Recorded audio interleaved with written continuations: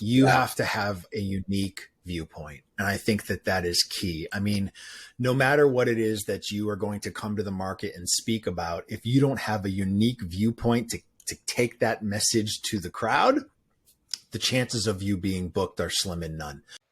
They're speakers, authors, and real-life rock stars, bringing you life-changing thoughts that rock, taking conversation all the way to 11. Most shows only go to 10. Well, it's one louder, isn't it? These go to 11. This is Thoughts That Rock. Now, here are your hosts, Jim Knight and Brant Menswar. What's up, people? Welcome to your favorite podcast. It is Thoughts That Rock, where we look at, things that are happening these days and see if we can't give some advice either through incredible guests or ourselves. Us be so humble to provide that advice ourselves. But we do about 30 minutes or so. Which of us is the guest? Who's the home team today? I think I'm always the home team because I'm the one pushing the buttons. So you would have to be the guest unless you figure out how to push buttons. So welcome everybody. We're sort of going to continue our sort of series that we've done when it's just the two of us, when we don't have a guest, on how to be a speaker.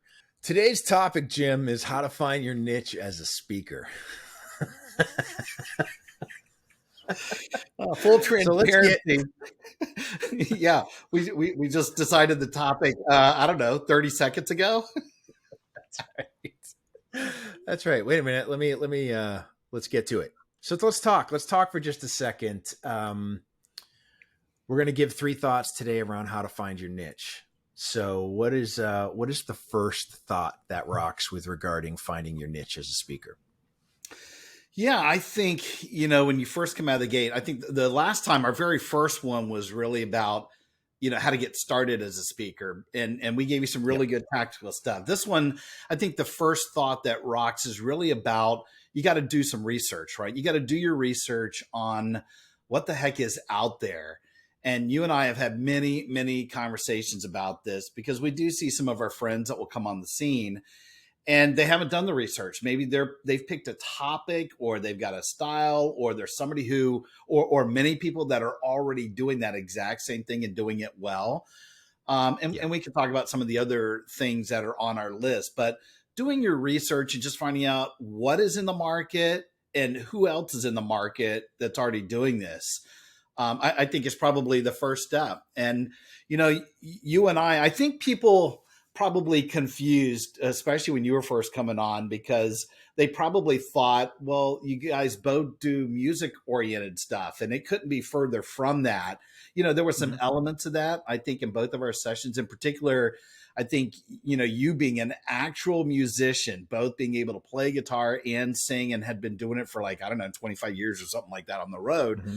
But really your content, your style transcended even that. And I think people probably got confused. I bet if you were putting us next to each other, if I hadn't done my research or you hadn't done it and we were doing the exact same thing, one of us winds up cannibalizing the other. But I think sometimes people don't even know, they might pick leadership and just realize there's a million leadership speakers out there. So, I'd say first and foremost, before you start opening your mouth and getting out there in the public or even presenting yourself, even with all that awesome collateral we talked about last time, you probably need to look around and see what exactly is going on in that realm, right? I mean, what are your thoughts on that? Yeah. No, I agree. I think it's important to figure out, first of all, who's getting hired to do what, right? So you can have a great topic, but if nobody wants to hear about it, then you got to do your research to figure out what do people want to hear right now. Yeah. And this is something that changes. It changes frequently, and it sort of follows trends that are in the media or what people are talking about or what's hot subject on LinkedIn or whatever it is. So, a few years ago, when the Me Too movement really hit hard, if you were a middle-aged white speaker, male, you didn't get booked, because Yeah. nobody wanted to hear from that. And so, when things like that happen, we've seen a big push, rightfully so, towards the diversity and inclusion, and making sure that we are including, people of color and different backgrounds for Yeah. keynote speakers. So it's not just middle-aged white males who are giving conference keynotes. I think we're have made some pretty good strides within the Yeah. industry. I think we're still far from where it needs to be, but when it comes to doing your research, you've got to know sort of what are the topics. Even in the last 6 months, we went from quiet quitting to, whatever the topic of the day is now, Yeah. which is AI. So if Yeah. you're going to talk about Chat GPT, your shot of getting a keynote Yeah. right now is pretty good. Pretty high. So, you do your research to figure out a couple of things. Is the market saturated with speakers that are already speaking on the subject that you want to? Because that is important for somebody to know, and it'll sort of get into more in our second thought as to why that is. Yeah. But there are some safer buckets, right? Like we know for a fact, if leadership is one of your buckets, there's always money to spend on leaders. No That's matter right. how bad the company is doing, they will find money to spend on leadership. If Yeah. sales is what you do. Just to add to that too, it wasn't Yeah. just us having that epiphany, right? We were lucky because either we were associated with a bureau or an agent, but Yeah. I clearly remember this speaker event that we went to a couple of years ago in Toronto. And there were some people there, including the president of the speaker bureau, who just flat out said, like, all of that stuff that you guys are talking about is cute, cute, cute. If you have the word leaders or leadership, you got a pretty good chance of getting hired. So, not that we encourage everybody to go out there and do that, but I guess part of the research is at least we've got a community of people where we're getting access to data. Sometimes now I'm relying on our reps to do that. So Yeah. I didn't mean to interrupt, but for me, it's No, just great totally. that there are other people doing that work and they've got their finger on the pulse. So I don't have to necessarily do the research, but this is about beginning speakers. Like if you're going to go out there and do this Yeah. for a living, where do you Yeah. start? And our point here is you got to do the research. So keep going. Yeah. I mean, I think sales is another category that they always find money to spend on keynotes, right? If you can help somebody increase their sales or have stronger performance within the sales category, again, there's always money there. Things like pharmaceuticals.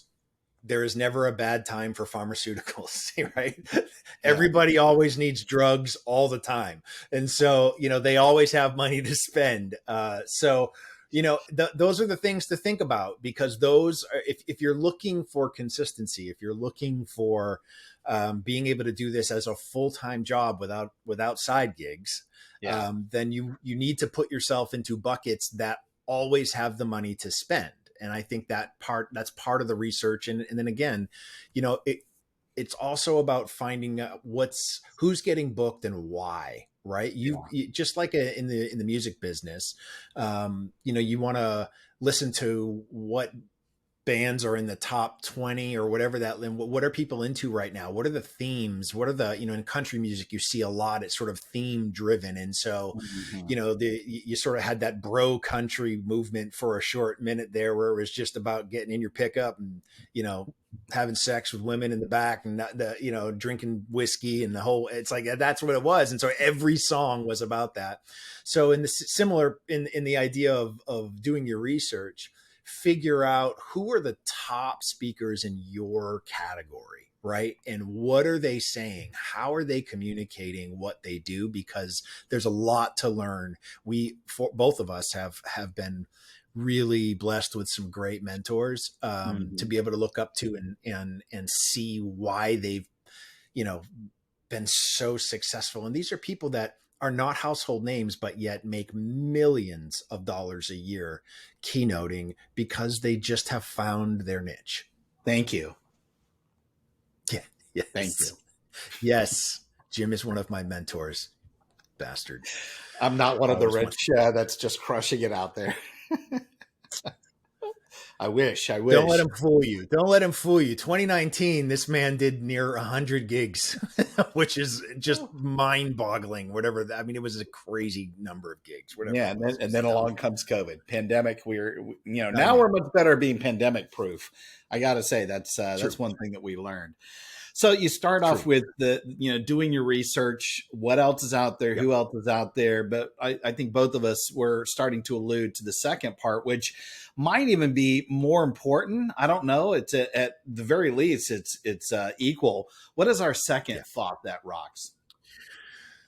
Well, I think the second thought is really about finding your angle, right? Yeah. You have to have a unique viewpoint. And I think that that is key. I mean, no matter what it is that you are going to come to the market and speak about, if you don't have a unique viewpoint to take that message to the crowd, the chances of you being booked are slim and none, because I Yeah. promise you there is plenty of competition who has already figured this out, and they have that unique viewpoint. Not only do they have a unique viewpoint, they've got things like foundational stories that they tell that become the anchors of their Mhm. talks, that people just tell these stories because they heard this keynote speaker give this amazing presentation, and during that presentation they heard this really cool little story. Jim's got a couple of signature stories in his talks that he does, no matter sort of what the subject might be, and it's because we know they connect. We Yeah. know there's a frequency that it resonates at, that people don't just remember it, they actually repeat it and they tell other people these stories. And that's our goal, is to have Mhm. that sort of spread. And it's probably why, I mean, Jim, you get an incredible amount of inbound inquiries, which is I mean, just incredibly hard to do as a Yeah. speaker. You've got to be around long enough and give enough presentations so that people just know who you are, know your brand, know what you talk about, know what they're going to get, to drive those inbound inquiries. But that comes from you finding your unique viewpoint, right? Yeah. Well, and I think, again, these are sidebar discussions that you and I have had. I guess luck plays a small part in it, only in the sense because of my experience, my background with a very well known brand for 2 decades. So, I probably had a little bit more of a leg up, I would guess, coming out of the gate swinging than if I was, let's say, just an author, or if I just decided, hey, I want to be an entrepreneur and I used to do that. Yeah. You put the Hard Rock brand on there and it gives you a little bit of a chance. I would say my first couple of years, there's absolutely no way I would have survived if I didn't have that in my background.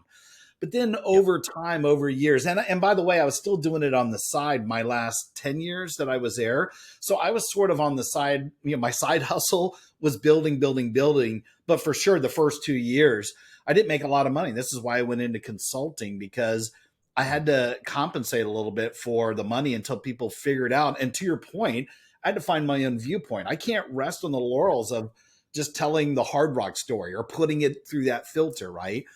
Then once you get your sea legs, once you get going, I then started to think I can wean myself off of that organization. And now, does it help that somebody puts that in the bio? I'm sure. But now with video, with the background, with the number of engagements, the type of groups, now you feel more secure. I don't feel like I've got that imposter syndrome anymore. Yeah. I'm doing it based off of my content and off the delivery. But I will say this, and I want to talk a little bit about your viewpoint too. I will say knowing my angle is still probably rock and roll. And it's probably because, I have a degree in music, although I don't really use it hardly at all. I did spend 21 years with a rock and roll oriented brand. You wind up coming out of the gate with the spiky hair and all kinds of cool rock and roll gear.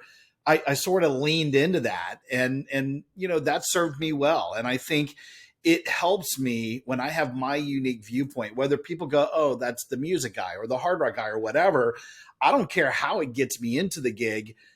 Then you better make sure that you bring the thunder, right? So I can get Yep. people, or at least my agent can get them into the candy store. You just have to believe when that happens, they're going to buy some candy. They're going to be happy with what they see. So my viewpoint, an angle was still it's the music business all over again. You're doing nothing but covers.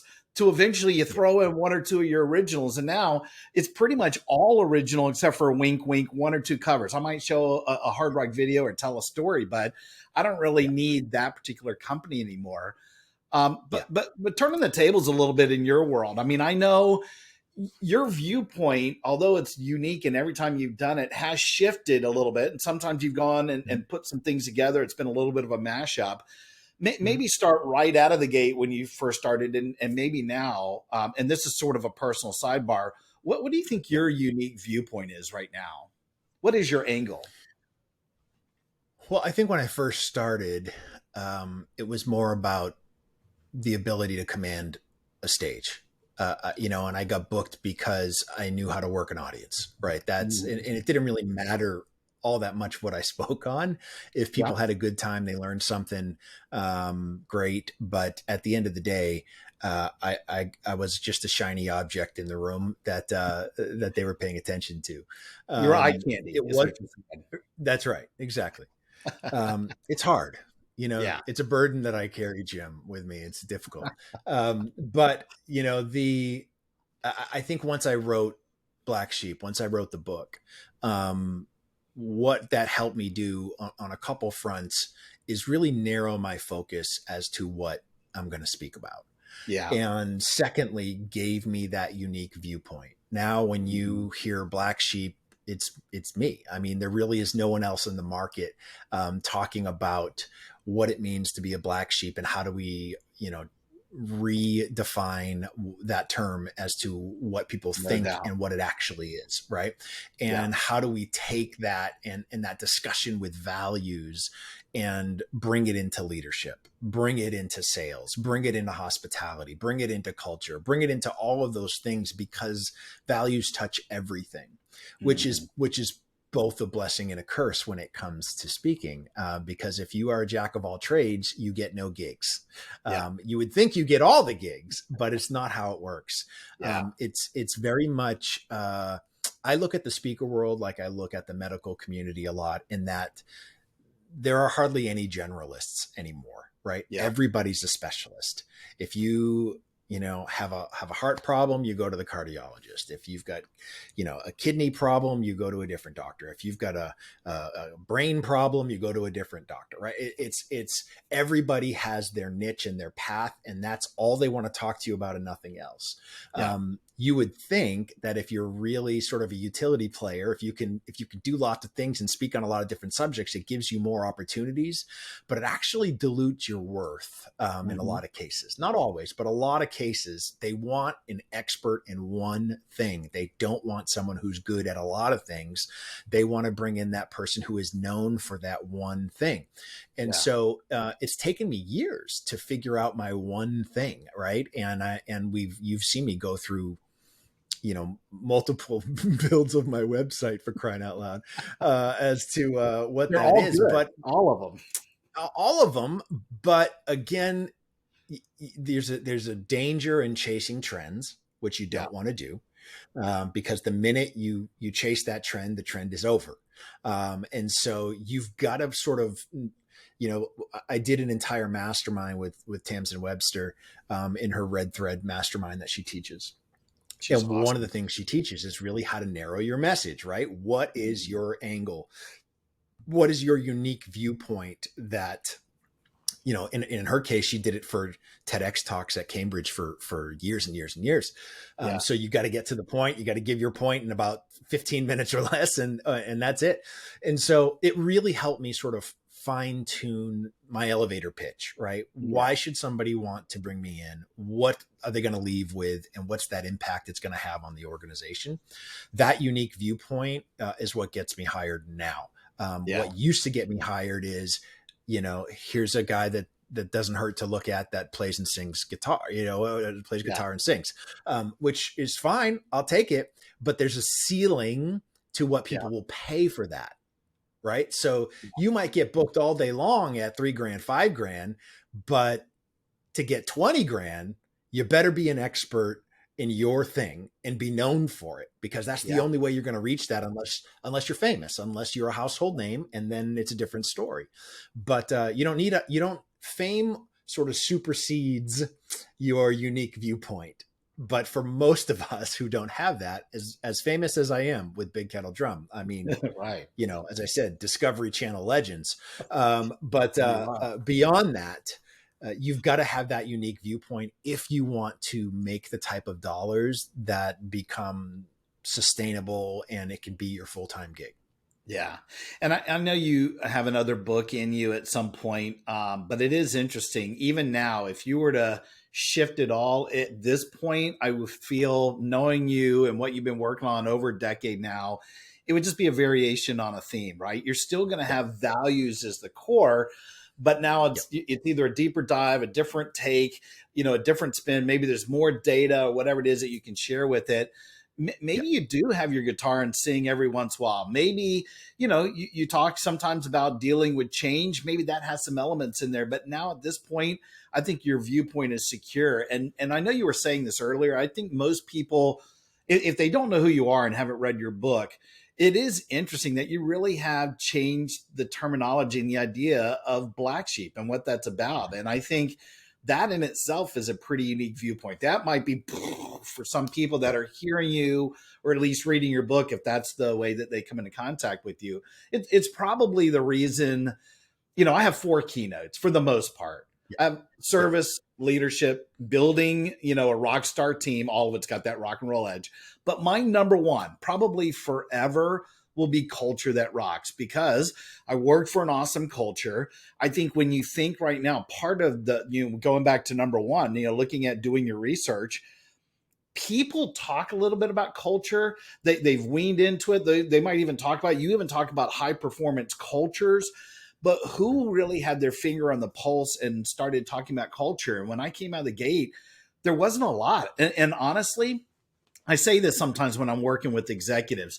15, 20 years ago, if you were to talk about culture, which is a very nebulous, esoteric word in the first place, you can't even see it. Doesn't show up on the P&L. But, me as a training and development guy, I'd have a conversation with a CEO. I'd throw down the culture card and go, we ought to do it because it's cool and it's fun. And I'd get laughed out of the room because it didn't have any stickiness, right? It wasn't tied to anything strategic, no objectives. Now, there are way too many companies that have proven everybody wrong. They swear the only reason they are where they are is because of their culture. So I guess this is where probably luck fell into it as well. When I stepped out of corporate America, I just discovered there was a window. There was a niche really that needed to be filled. And so I think you're right. If people spend a little bit of time up front and not just go out there and go, I want to be a speaker, and, and all the craziness that comes with that, and they're ill prepared, and they don't know who they're up against, or if even people want to hear something like that, then I think they're really going to struggle. So I think our viewpoints, we've been very, very lucky. And to be honest with you, even though we're very different in styles, which you'll talk about the third step here, I love when we're together because, we have a training program, I think probably some people know, called Certified Rockstar.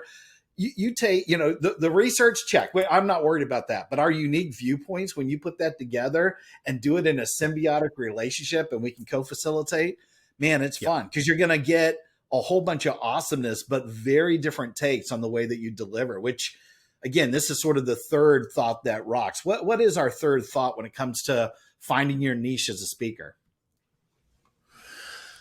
I think you have to pick your style. Right. There are different types of presenters. And I think that you have to find the one that is most natural and authentic to you. So what do I mean by that? I mean that some of us are teachers, and when we present, we're really just teaching.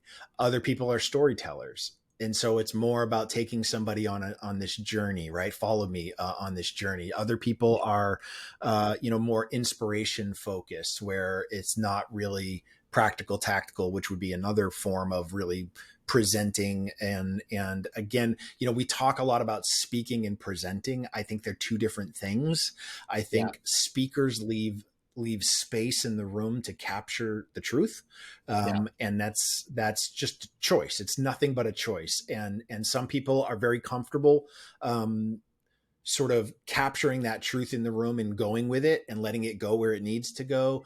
Yeah. Other people don't want to do that. Other people just have their roadmap and this is what they're going to do. And they're going to stick to that roadmap. And I think that, that's the difference a lot with you and I, right? So where I leave some space in the room because I'm comfortable in the moment of even though I tell people not to wing it, of being able to wing it in the moment just enough to be able to take that lightning in a bottle that you might be able to capture, which is difficult, but to allow space for that to happen.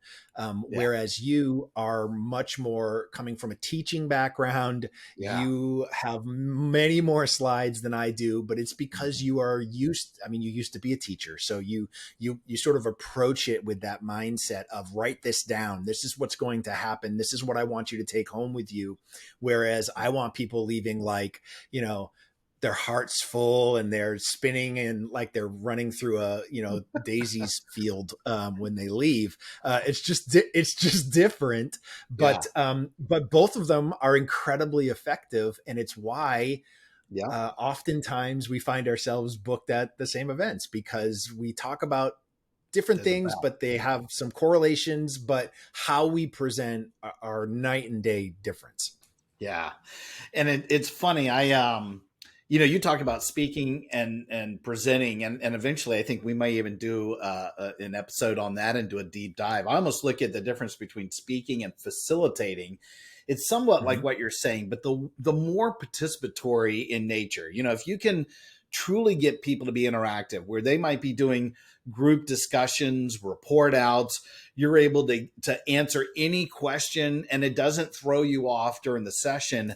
Those are fun. Those, I love facilitating when I've got a workshop or a half a day. If I'm doing an hour and a half keynote, you're right. I probably, and I've always been guilty of this. I'm much better at staying on time, but I do have 10 pounds of content in a 5-pound bag, and I'm moving at a pretty brisk pace. And if I have my druthers, if a client says, how do you feel about doing Q&A or doing 45 minutes of content, 15 minutes of a question and answer at the end, I go, listen, I don't want to hold the group hostage. I'd rather do Q&A over on the side or out the foyer or whatever. Let me use the whole hour because I'll have a much better story arc. But to your point, my stories are very, very deliberate. I know when it's going to happen. I do have people writing things down. I'm floating back and forth between video, PowerPoint, storytelling, sometimes flip chart, just because. Like I'm trying to make it so interactive. The time goes by like that, but it's very meaty.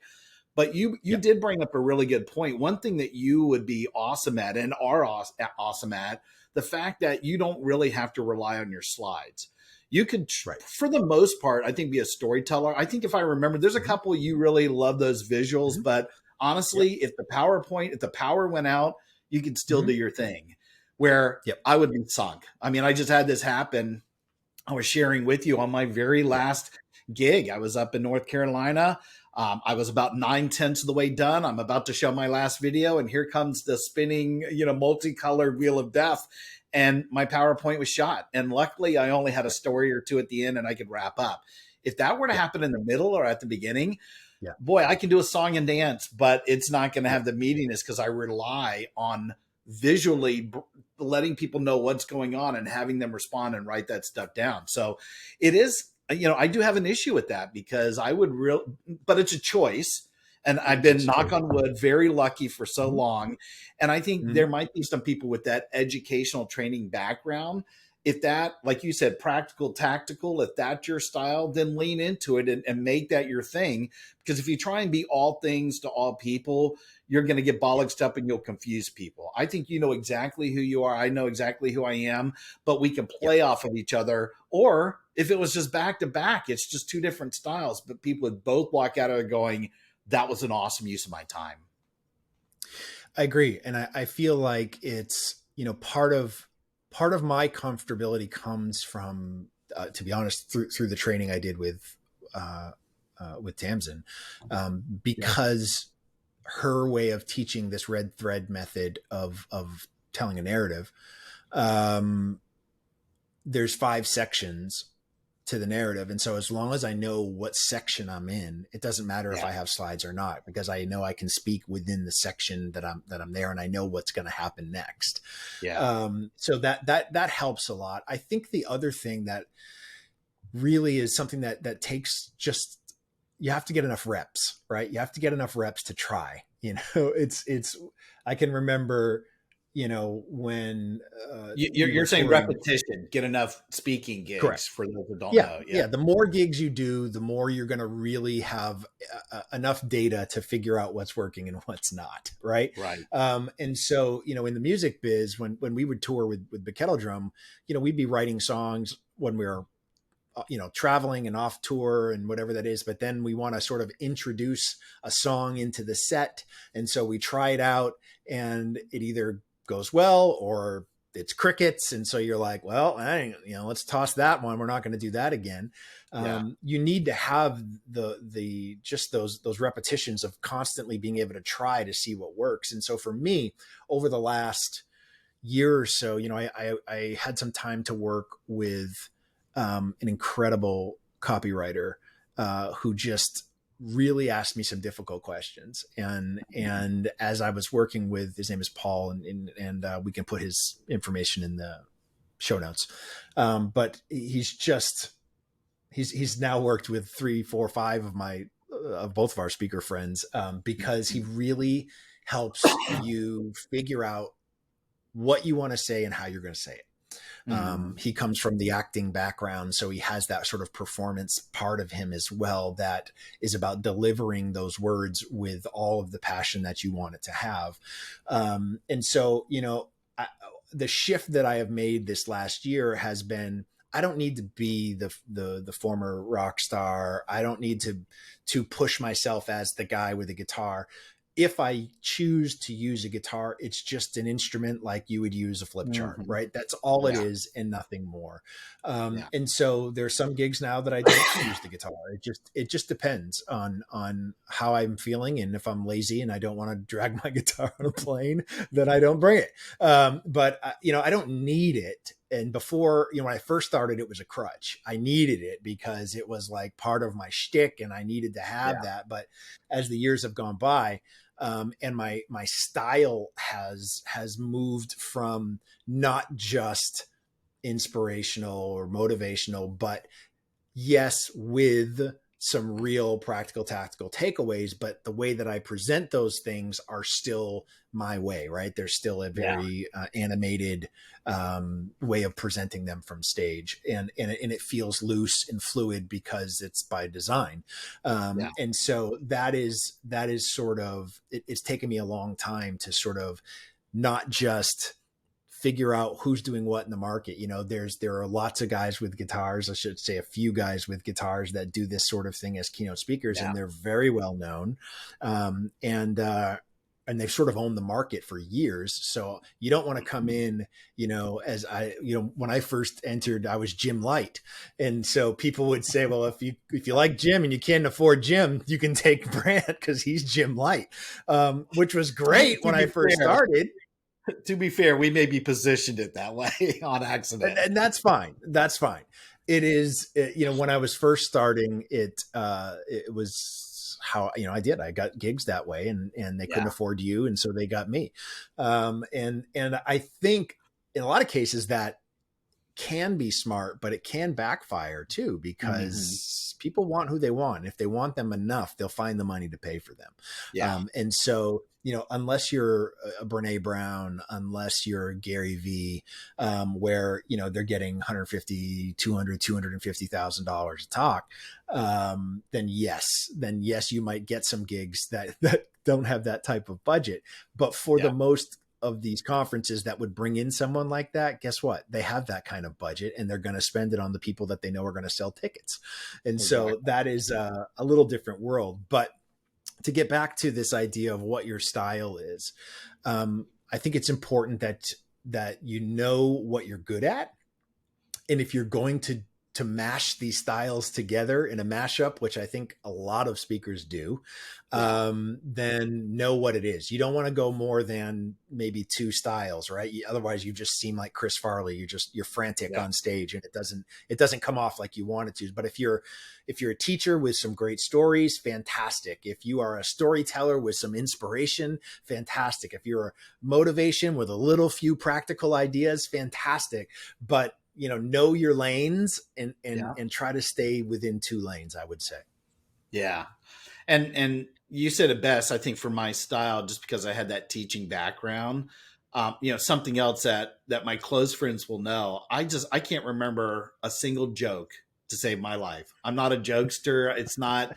My dad had nothing but jokes all day long. Some of them were just bad dad jokes, but he could just rattle it off. He could remember the punchline. I could not for the life of me. And I said, if I go up there and try and be the funny guy, I will get laughed at versus, them laughing with me. So, you're right. I probably have 2 or 3 guaranteed laughter, yuck stories, but I'm not going to veer out of that unless, to your point, I've had enough reps. I've tried that. I'm like, ooh, that feels good. That worked great. I am so amazed by improv actors, or comedians, people that can be so witty and think on their feet. I can do that from a business standpoint. I can answer questions. I can talk in that wheelhouse. But when it comes to the funny, I just go, that's not going to be my style. So I'm not going to be that guy that's going to go up there and tell stories, which, again, I know we've talking. It almost sounds like we're talking. We should have Tamsin on today's episode. She's so good because it's so funny. She has told me on multiple occasions. I think you now probably do this. If a client were to ask her for her slides, she'll go, "Sure, go ahead.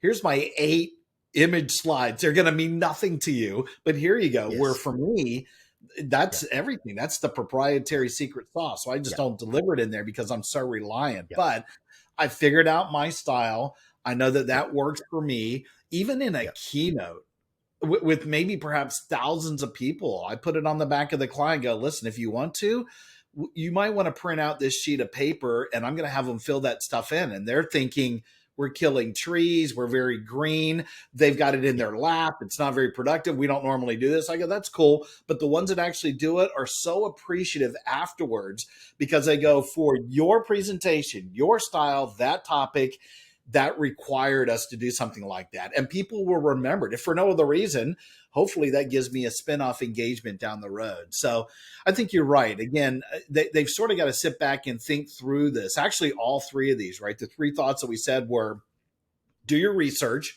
know who else and what else is out there. What is your angle, your unique viewpoint? But this last one, what is your style? And if it's storytelling or teacher or inspirational, when you get that down, and it's not going to come right away, you got to figure it out. You said it best. Once you get to that point, man, you're really in a good place that now you can start getting to the point where you get paid and paid well as a speaker, which I know we'll eventually do an episode on that one as well. You bet. You bet. So this has been great. I mean, I appreciate you, man, for just sharing a little bit of insight. And, obviously our books are always listed in the show notes. Again, I don't know if it would necessarily, I hope that we read like we speak. I think you'll get a little bit of insight about us if you haven't seen us. But, even looking at our websites, there's always video clips of us. If you're somebody who's starting out to be a speaker and you haven't seen one of us, I think it's pretty cool to go look at our 2 websites, nightspeaker.com, and yours is still Black Sheep, right? Black Sheep Values. It's just brantmenswear.com. That's fine. brantmenswear.com. Go look at these 2 and just get an idea of 2 very different styles, but ones that are very successful. You bet.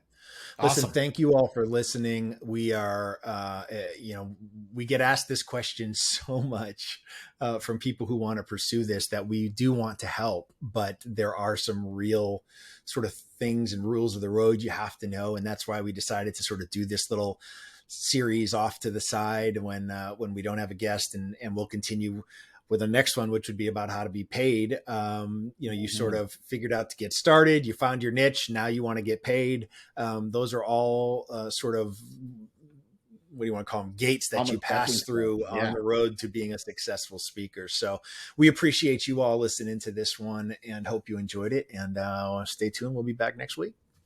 Rock on. Rock on. Hey, rock stars. Thanks so much for tuning in. Yeah, and listen, we know how busy you are, and grabbing those little nuggets of wisdom that can amp up your life are super hard to come by. So we hope this episode helped you enough for you to maybe subscribe and consider leaving us a rating and a review so that we can continue to grow the show. Thus That Rock is a proud member of the Evergreen Podcast Network and also supports Cannonball Kids Cancer and their fight for finding and funding treatment options for kids who have run out of options. They're amazing. Their work is incredible. To learn more, please go to cannonballkidscancer.org. Finally, if you're interested in having Brant or Jim or both of us speak at your event, whether as a virtual webinar or an in-person conference keynote or mastermind, contact us directly at thoughtsatrock.com. Until next time, rock on!